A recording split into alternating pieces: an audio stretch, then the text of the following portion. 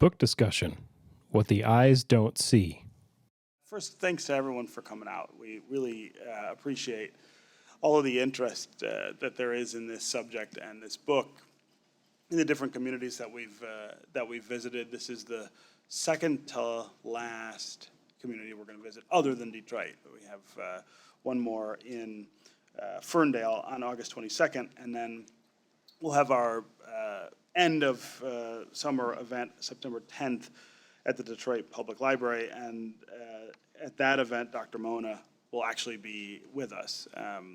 So if you can make it to that, that would be wonderful as well. In addition to Lindsey Smith, we also have State Senator Jeff Irwin, who represents this area. He will be up here after we have the conversation with Lindsey. We want to talk about lead found in the drinking water at local public schools, the continued presence of PFAS in the Huron River, and other local Ann Arbor water issues with him. You can also participate in the book club in other ways. Facebook, we've got a really good Facebook book club page going. Maida is in the back giving me the thumbs up for pumping the Facebook page. Sometimes I forget. You can also tweet at us using the hashtag Detroit Today, which you can also do during the show as a way of talking with us and participating. I always like this event because I went to school here in Ann Arbor. I won't say how long ago. It's been longer than I might care to admit at this point.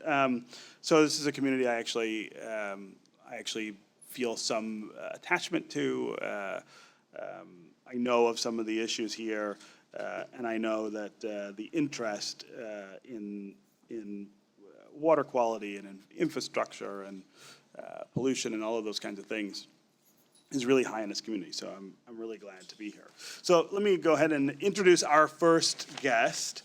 Lindsey Smith is Michigan Radio's investigative reporter. Her 2015 documentary about the Flint water crisis, Not Safe to Drink, won the station a number of very big national awards, including the Edward R. Murrow Award, an Alfred DuPont Columbia University Award, and a Third Coast Richard Driehaus Award.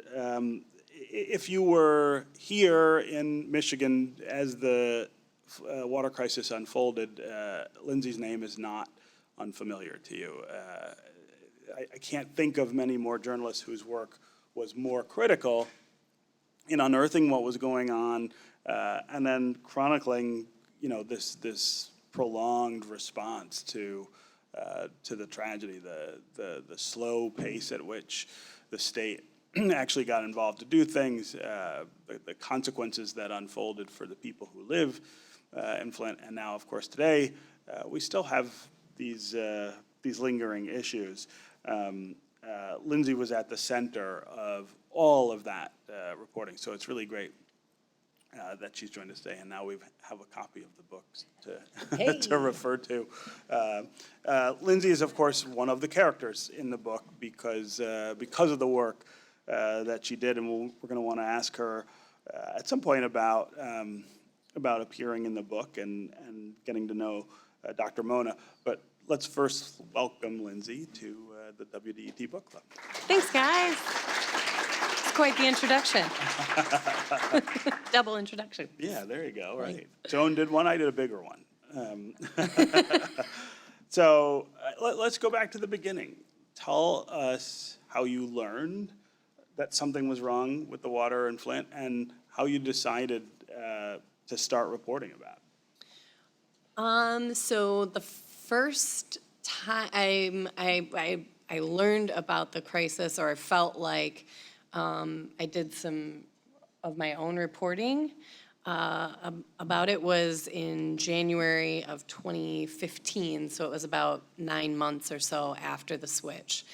And our newsroom is, we have a base in Ann Arbor, but we also have a bureau in Grand Rapids, in Flint, and Detroit.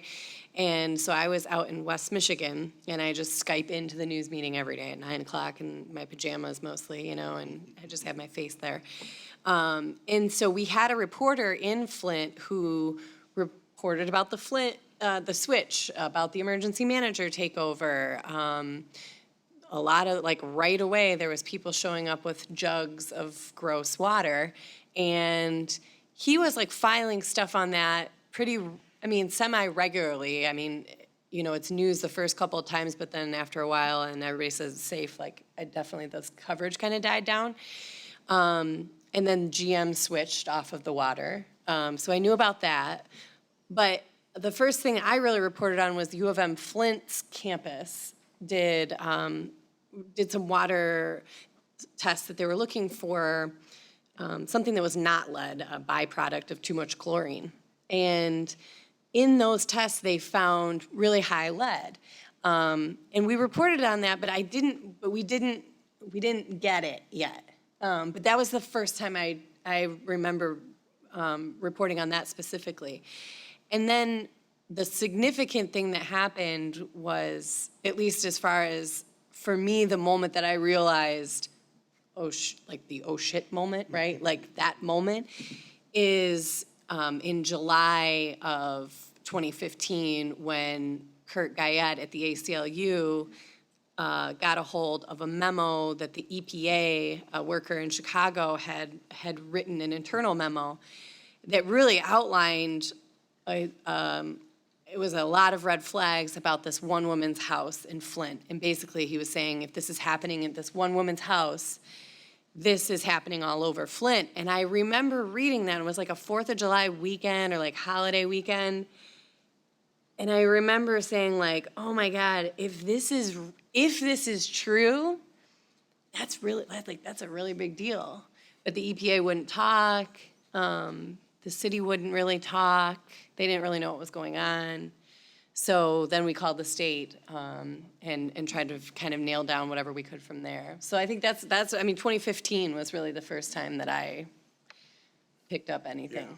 Yeah. And did you imagine at that point that it would sort of balloon to the point that it did, that it would be this story that would unfold over several years and take you guys to all of the work that you did? No, I don't think that we did. I mean, so my frame coming into this particular emergency manager thing, I saw it as just another example of emergency managers gone bad. So in West Michigan, I first initially covered Benton Harbor, the city. And when Rick Snyder passed PA4, when he took office, people were protesting down there like crazy. There was all kinds of things that were happening in the city. And like after a while, like nobody cares, and it just kind of goes away. And so the same thing happened with Muskegon Heights Public Schools. The school board, the locally elected school board, said we're running out of money. We can't even afford a superintendent. We want an emergency manager. The emergency manager came in, laid everybody off, hired a for-profit charter school company to run the entire district top to bottom. It didn't go great, and again, like nobody cared, or just like it just didn't pick up steam. So I think when I saw what was going on in Flint, I really looked at it as like, okay, they're building this new pipe. They're gonna have water from Lake Huron again in, a year and a half at the time, right? We thought it would get done by then. Like, they're just gonna try to ride this out until they get the new pipeline, and then it'll be fine, and like, whatever. That's really what I felt like what was gonna happen. So I had no idea, though, the kinds of cover-ups and like fudging of numbers and ignoring obvious health risks that was going on at the time. Yeah. So it was like, to me, it was like moving the Titanic. It was like, oh, we're going to switch back? We can't do that. It didn't seem possible. And walk us through, as a reporter, how you deal with the particular response here, which, as you point out, was to say, well, this is not as big a deal as maybe you're making it, or this is not as big a deal as people think it is, or to cover things up and to lie about what's happening. I mean, as a journalist, how do you push through to get to the truth? Well, we got really lucky that they put so much stuff in emails, and we got lucky that they put raw data in emails, and we also got lucky that we had scientists and medical professionals who could do something, make something of that data, right? Like I could have never put together what a 90th percentile was before. I'm a political science major. I do not do that stuff. But now I know more about lead and copper than you could ever want to know about it. I think the other thing was knowing this, like I said, because I had this context, I really looked at this as an emergency manager problem. And so I knew that Treasury Department folks that were really in control.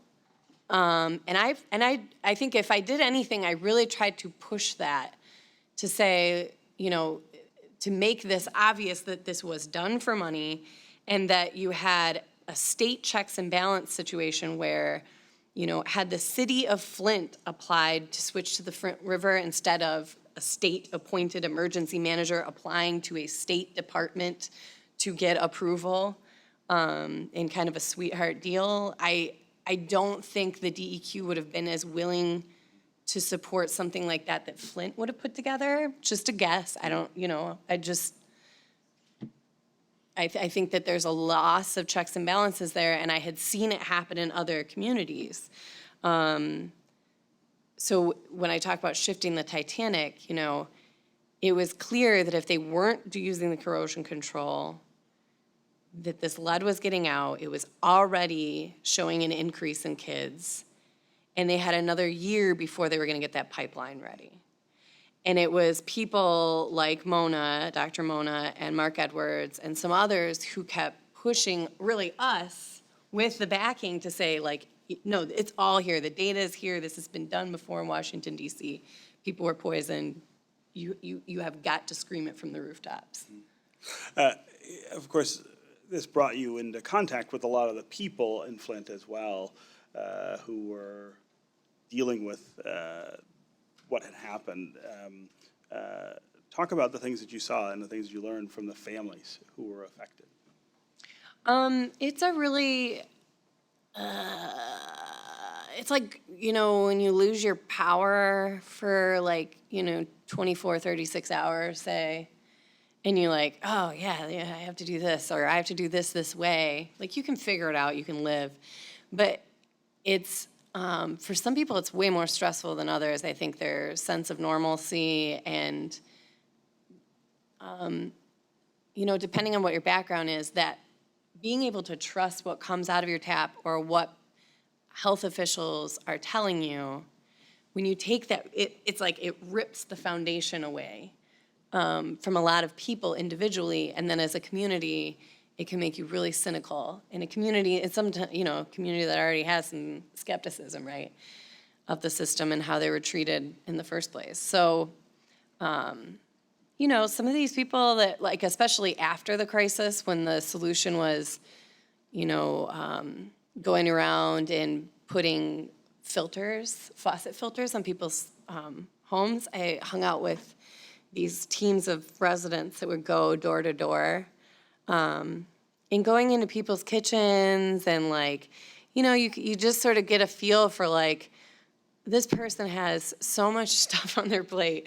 They haven't changed this filter since they got it 4 months ago. It's definitely no good anymore. It's disgusting in there. And then there's other people that you walk in the house and there's clearly major infestations and kitchens that are falling apart, and you're well, you've got to change your filter twice a week or whatever it is. It just seems so it's very difficult to relay the disconnect or sort of the lack of resources and how challenging it can be to have something as basic as water and not be able to trust it.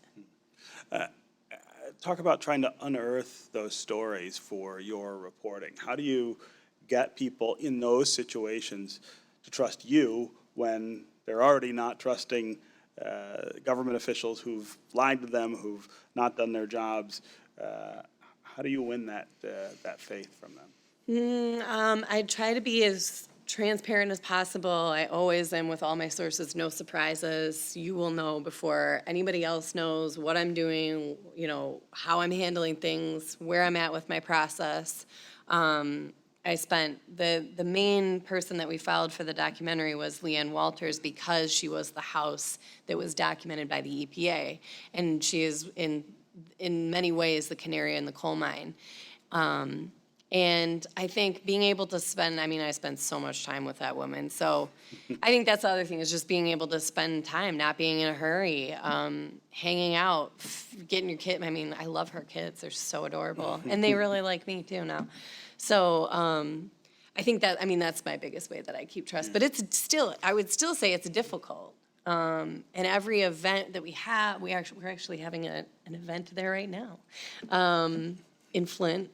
And it's always like, it's this dance of you want to include people, you want to be inclusive, and not, what's the word I'm looking for? Exploitive. I wanted people to feel ownership of their own story and what was important to them. And a lot of it has to do with what they believe or not.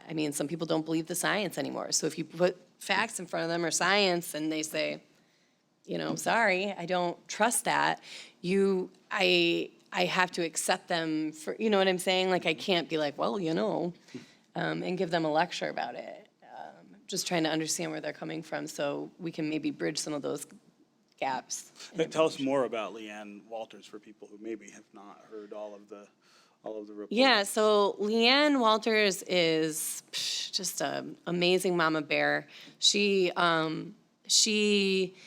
it's hard to describe her. She's very headstrong. She was fired from a job once for an elderly care thing for calling out abuse, and she was reporting too many of her coworkers and stuff, I guess. So she finds these ways, she just is this is who I am, and I tell the truth. I don't get over it. So she started showing up at the city council meetings with these. And there's all these infamous photos of her with her brown water jugs, and her tongue ring, and her, and she's got blue hair half the time. She's not gonna go quietly. She kept calling them. Her kids had all kinds of skin problems. She has twins, so she has an immunodeficient. He had some problems already health-wise, and he was suffering more than his twin brother. So to her, it was fairly obvious that one twin was not doing well over this period of time. And she called the city, got her water tested. It came back at 115 parts per billion, which is, 0 is considered safe. There's no level that is acceptable. They say 15 parts per billion. That is a treatment standard. That is not a health standard. So, and it's a community standard. It's not for your house. So you really don't want to have lead in your water at all. So 115 was really, really high. And the city guys told her, we've never seen this before in the city. Don't give it to your kids. And so they got it retested, just to make sure it wasn't a fluke test. And it came back at 350 parts per billion, even higher. So Mama Bear wasn't happy, and then they ended up shutting off her water, putting a garden hose to her neighbor's house, stringing it into her window to give her access to water. And she's still, it's not gonna shut her up. So she started researching late at night what chemicals the city was putting in the water, and she's researching all this stuff about corrosion, and she's the one that figured out that the city was not using orthophosphates in the water. And she is the one who told the EPA that. And the EPA asked DEQ, Eagle. They've switched. It's a new... DEQ, yes. In this book, it's DEQ. The Environment Department is what I keep trying to call it in copies, but my editors won't let me get away with it. So the State Environment Department basically told her, they told the EPA, of course they're treating the water. And so he believed him, so he went down to her house, the EPA guy from Chicago, and checked to make sure plumbing wasn't in her house. It turns out she had totally replaced all of the plumbing in her house, so she didn't have old plumbing. And they got even higher lead results, 1,500 parts per billion. It's just like it kept getting worse. So they ended up ripping out the lead service line, this lead pipe that went, usually it goes right in front of your house, right, or to the side. Well, for hers, it was something weird about the city. It went all the way down the block. So she had this super long service line, and it was all lead. So so that's how she became the canary in the coal mine, and she didn't back down.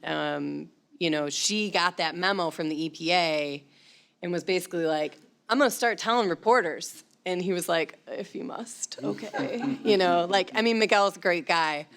But I don't think he was prepared to be called the rogue EPA person and be really sequestered internally. I didn't get to talk to him for 6 months before they let any reporters talk to him after the crisis, after that memo came out. So she's been just a pretty unstoppable force. Yeah. You said earlier that for you, initially, this was a case of emergency management gone bad and looked like something you'd seen in some other communities. But we also here have these two environmental agencies, governmental agencies, who were supposed to, even under emergency management, perform their duties competently, the EPA and the DEQ. In a lot of your reporting, I feel like you kind of unearthed the ways in which they did not do their jobs. Talk about the failures at that level.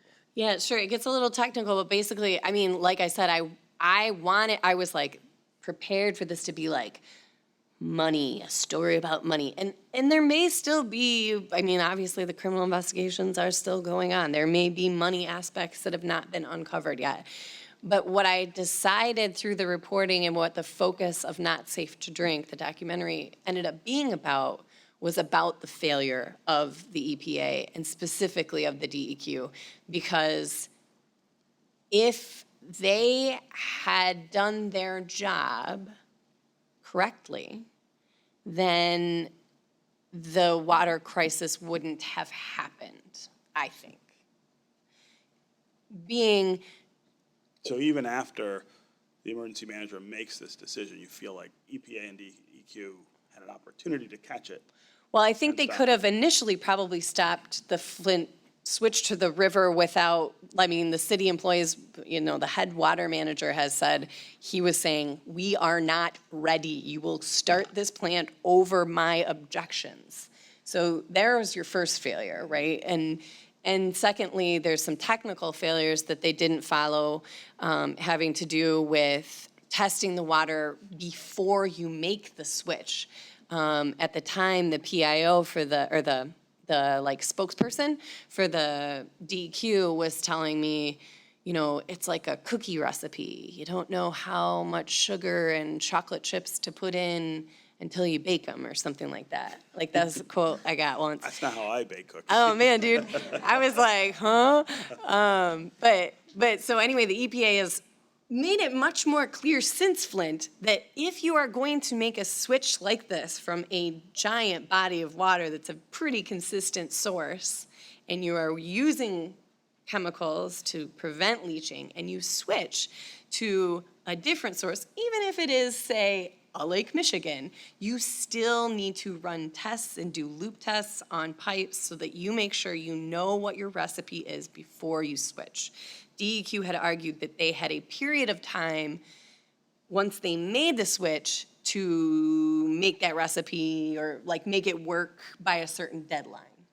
And that's what I mean by I think they would have just rode it out as long as they could to get them back to on the other water. Do you feel like since then? Well, and they dropped water tests that they shouldn't have, which was a big deal. Like Leanne Waters' high results, they wiped them off of the water quality, like the calculation, the 90th percentile. So they had they didn't get enough samples. They were supposed to collect 100 samples. They didn't get 100 samples. Well, so then the DEQ said, well, actually, you only have 99,000 people. You don't need 100 samples. You only need 60. So you're good. So they got 60, but they had a few that were too high, and so they looked at them and they were like, well, you know, this one is a business. Technically, you're not supposed to test businesses for this calculation. So they dropped that one, even though it was high.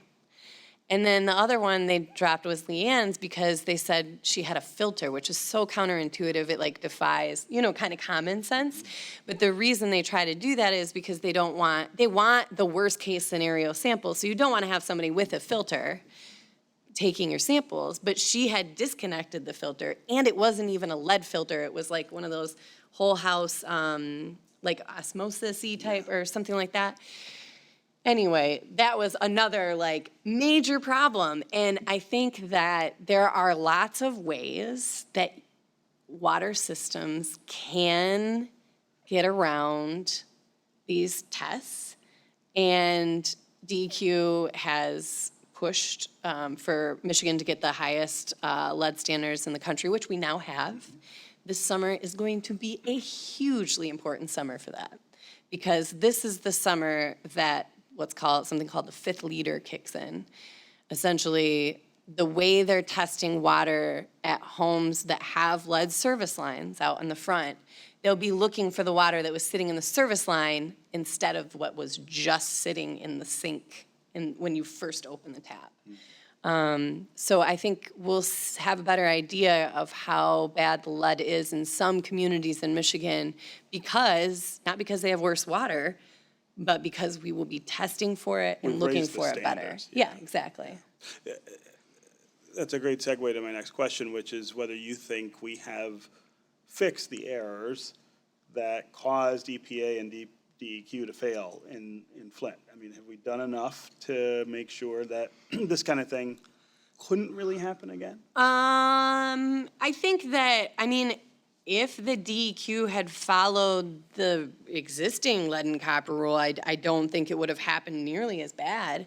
The fact that we've made it more stringent on municipalities, I think is going to be really important. The holes that I see are still in schools, daycares, facilities with the elderly people. It tends to cause increase in blood pressure in some instances. She talks about this in the book. So I've met people that have had like eye problems and that kind of thing from high blood pressure, or just spikes, that kind of thing. So I think it can go unreported, and especially in like smaller communities, older communities, I really think anybody that, first of all, find out if you have lead in your pipes.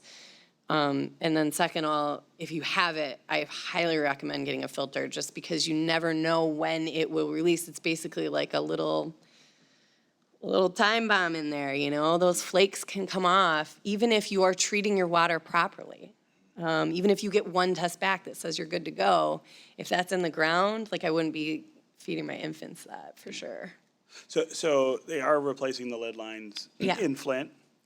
Some other communities have said they're interested in doing that. Well, and the state has now, as part of the new rule, says you have to. But you have communities who are saying, sure, it's going to be expensive. It's too expensive. It will take time. 5 communities sue the state to try to get out of that. Is that the only fix? Is that the only way to really be sure that there isn't the potential for lead? I think if you're talking about lead in drinking water, getting rid of those lead service lines are a huge part of the equation. And getting the money and the time, the resources to do that is going to be big.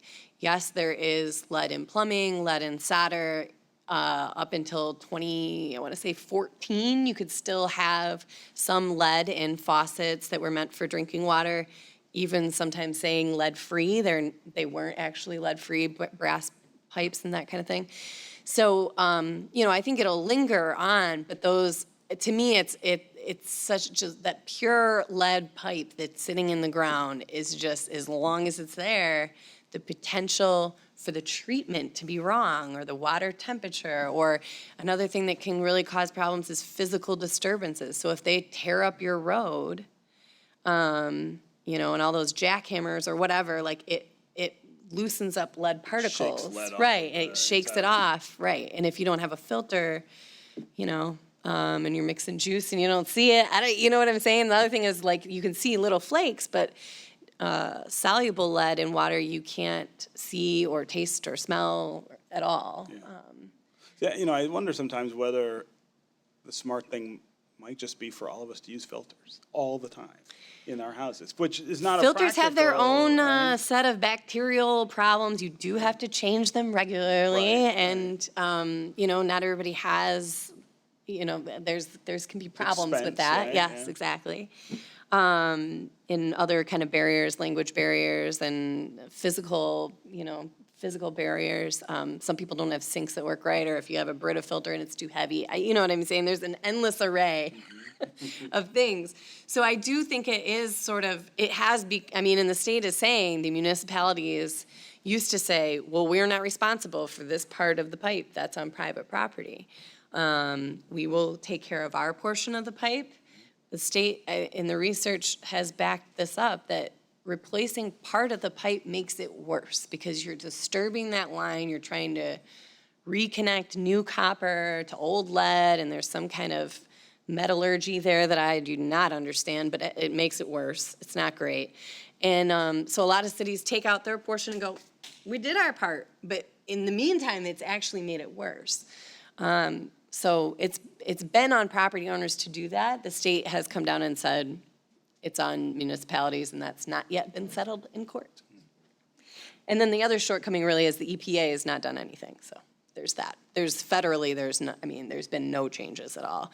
Some EPA people that I talked to say that's fine because Donald Trump is in office and they would rather not redo regulations like this while he is president. That's what I've been told. I wonder if you think this would have happened the same way in another community, a community that wasn't as poor as Flint, a community that wasn't as overwhelmingly African-American as Flint. My favorite question. Yeah, Of course it wouldn't. Yeah, well, tell us. No, why. I really don't think, I think it could have happened in a Benton Harbor. Yep. Could have happened in a Muskegon Heights. Yep. Any of the cities that I saw emergency managers take, I think the same thing could have happened in any of those cities. Because when you are allowed to usurp power in that way and really be in control of everything, and your bottom line is the money, that is the point. It's to avoid, it is state bankruptcy, it's state receivership. You don't have a judge there that's kind of, doing this balance of, okay, well, these creditors get this and this interest over here. Well, you guys got to fight that out and, behind the scenes and kind of hash the stuff out. If you have an emergency manager calling the shots, they're state appointed and they answer to the governor. It's definitely creates a situation where all kinds of things can be. In Muskegon Heights, they got away with having uncertified teachers for like a year before anybody caught on to it. And then they got all kinds of fines, but like in the meantime, those kids don't get that year back or whatever. You know what I'm saying? It's just, there's a lot of things that are overlooked in those situations. Okay, Lindsey Smith, thanks for being here. My pleasure. Thanks for having me. Okay, our next guest is Senator Jeff Irwin, who represents, what district do you represent? 18th District here in Ann Arbor. Let's welcome him to the book club.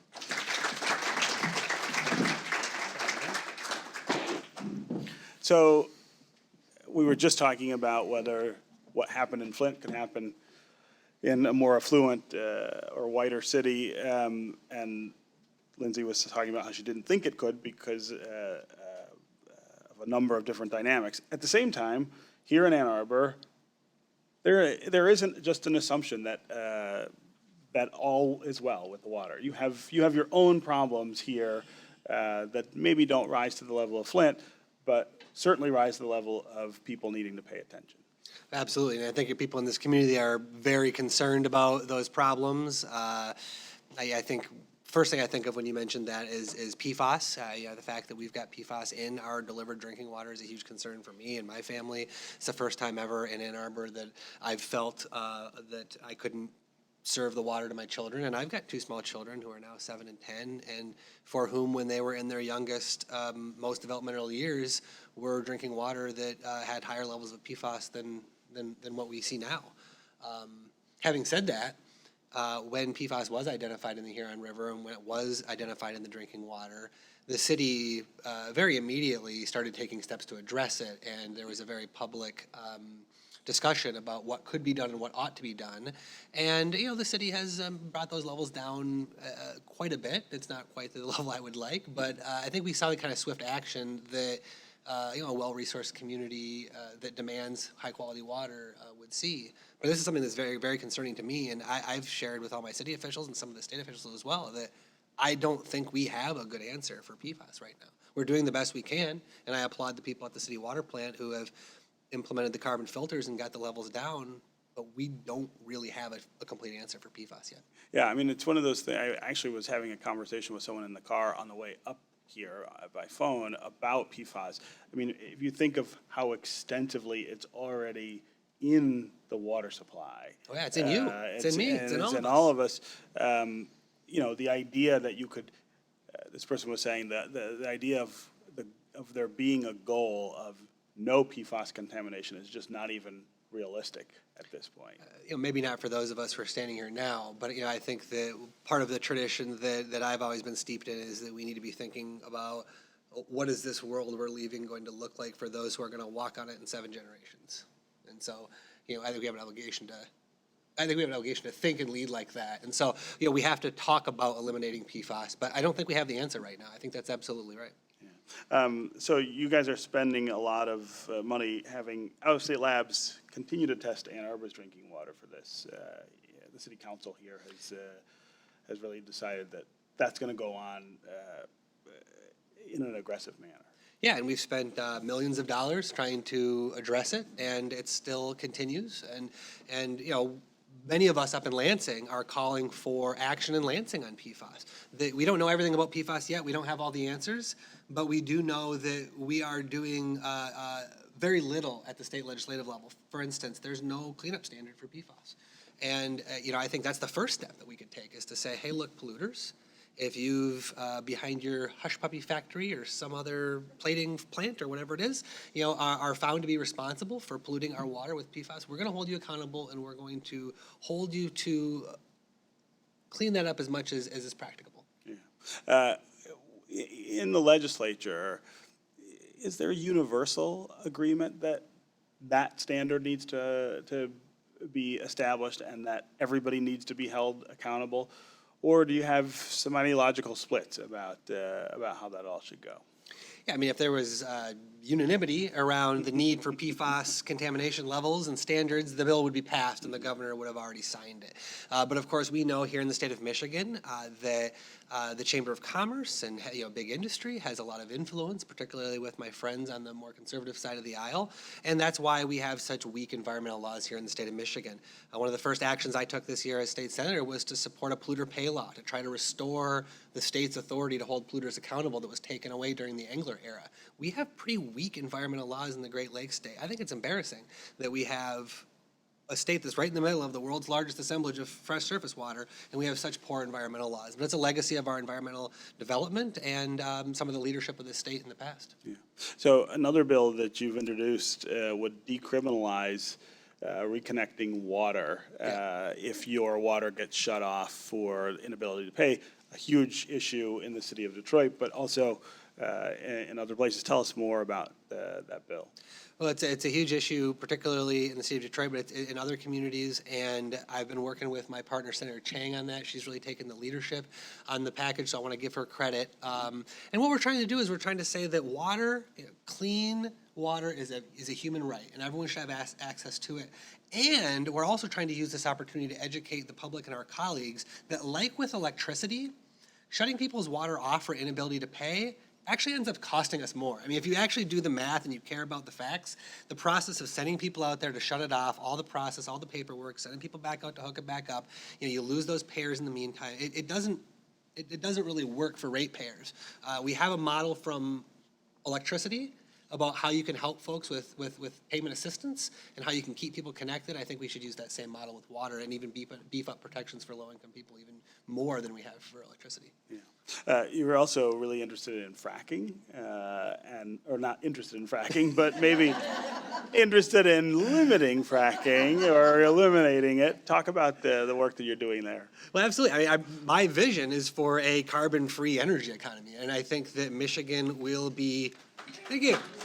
Yeah, I mean, not only will Michigan, get some environmental benefit and will be, contributing to our part of addressing climate change, which I think is really important, but maybe more importantly to the taxpayers out there, there's a tremendous amount to be gained by having Michigan be the leader or a leader in clean energy and in green processes and in green chemistry, all this kind of stuff. We've been a hub of innovation forever, and if we can harness that power and innovation to be leaders in that space, not only can we do the right thing, but we can also pioneer a new industry. And we've got some real advantages that in terms of workforce, in terms of manufacturing capacity. We produce a lot of solar precursors here in Michigan. We do a lot of wind development here in Michigan. There's a lot that we can do. And so fracking is, it's on the way out. Natural gas is on the way out. Currently, we, as ratepayers, are making huge investments in natural gas that I think are bad investments long-term. Natural gas looks really cheap right now, and it's cleaner than coal. But I think we're going to find out in a few years that there's an even cheaper, cleaner, more self-sufficient, more independent way to get our power. And we're going to wonder, why did we spend all this money on these pipelines? Why did we spend all this money on these power plants? Why did we pull all this oil and gas that the public owns out of the ground and sell it for a song to burn, to ruin the atmosphere? It doesn't make a lot of sense. So yeah, I don't like fracking. I'd like to increase the public's right to know about what fracking fluids they're using. I'd like to be much more stringent about the volume of water they use so that they're not allowed to take so much water that nearby farmers or homeowners don't have access to it. So those are some of the specific things I'd like to do around fracking. But I think that the vision is larger than that. I think we need a carbon-free economy, and I think Michigan will be more prosperous if we do that. So is that something that the new governor is supportive of, this idea of a carbon-free economy? That's a pretty radical step. Well, it's where we're going, whether we like it or not, and we ought to get ahead of it, or else we're going to get left behind. And I think that would be a mistake for us, for our health and for the health of our future generations, but also economically. So I can't speak for the governor. She said a lot of great things in the campaign trail about environmental issues, and I expect her to be a great leader on these things, but she can speak for herself. One thing I do hope that she focuses on, though, and I want to thank Lindsey Smith again for her reporting, not just her reporting, but what she said tonight. You mentioned the emergency manager law a few times, and I keep wanting to bring that back. That's something that I hope we can get the governor's interest in, because when you talk about the unfinished business of the Flint water crisis, that's a huge, huge, huge piece of it. No, not very many people are talking about that anymore. We saw the problems with the lead and copper rule. We saw the problems with the way the DEQ employees and leadership abused the process to poison the people of Flint. And Lindsey was right. A lot of those rules were just so brazenly abused or ignored that even Rick Snyder and his past administration was willing to come in and say, we're going to tighten up this lead and copper rule. We're going to have stricter standards. Fine, good. But what we have not yet dealt with, the unfinished work, I believe, is going back to that emergency manager law, because that was right at the heart of why this happened. It's right at the heart of why there was this failure of checks and balances, of why, the problems that the citizens were bringing forward were ignored. And was it about racism? Yes. Was it about class? Yes. Was it about a lot of things? Yeah. But if it weren't for that emergency manager law, I don't think this could have happened. And we're not getting serious in the legislature, and I haven't heard a lot of leadership from the folks at the top about going back and changing that and restoring local democracy for people. Yeah, I actually think there's a couple of reasons that's true. One is that we don't have any emergency managers now, right? The economy turned around for local governments, and there was no longer a need to take that kind of drastic action. So, out of sight, out of mind is some of it. But the other reason is I just don't know that there's the appetite in Lansing to rethink that in a way that's constructive. You can't really fix that problem, I think, without fixing local government financing and funding in Michigan. That's what causes states to have emergency managers, is the fact that we've gutted revenue sharing. I mean, it's a fraction of what it used to be.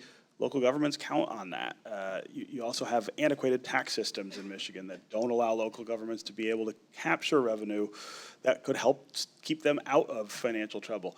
I think the reluctance is in dealing with those things, because if you just got rid of the emergency manager law, there would actually be no help for cities that got into financial trouble. I think you got to stop forcing them into that trouble in the first place. I think I can agree with everything you just said, but also say that we could still go back and go into that emergency manager law and change it, not to just eliminate it and say that, hey, you're on your own, talk to the bankruptcy court, but instead to do what many, many other states do and put the state in a position of coming into a community and not just sweeping away all their democracy and putting in some autocrat who, barely answers to the governor, if anyone. Instead, bring in what they're doing with some of these other communities, bring in sort of a committee, a team to help the community, help, work through their processes, bring in some folks who know a lot about public works or public safety to help them reduce their costs and get their cost structures in line. And also sometimes just help financially, right? It is completely unfair that we had a city of almost 2 million people and build up pension obligations to firefighters and police officers to serve those 2 million people. And then those folks move to Redford and Warren and Sterling Heights and wherever else. And then the 600,000 people left in that city have to pay the freight for those obligations. Those folks who moved away, in a sense, absconded on those obligations, and that would drag the city down. That's what dragged the city of Detroit to bankruptcy. I mean, you can talk about bad decision-making, talk about bad leadership, but that was the icing on the cake. The cake was the emptying out of the jobs and then the people in the city of Detroit. Go ahead. No. Talk about this other bill that you have to require polluters to clean up contamination that they cause. Yeah, that's what I was talking about a little bit earlier. That'd be restoring our traditional polluter pay law here in Michigan. There was once a time when Michigan had a law that said if you make a mess, if you pollute the air, land, or water of the people of Michigan, you must clean it up. And then in the Engler era, we changed that law to say, if we find some pollution that you've caused, we're going to make sure that you contain it and ensure that it is not causing any human health problems now. And that is an incredibly weak, incredibly poor approach to environmental protection.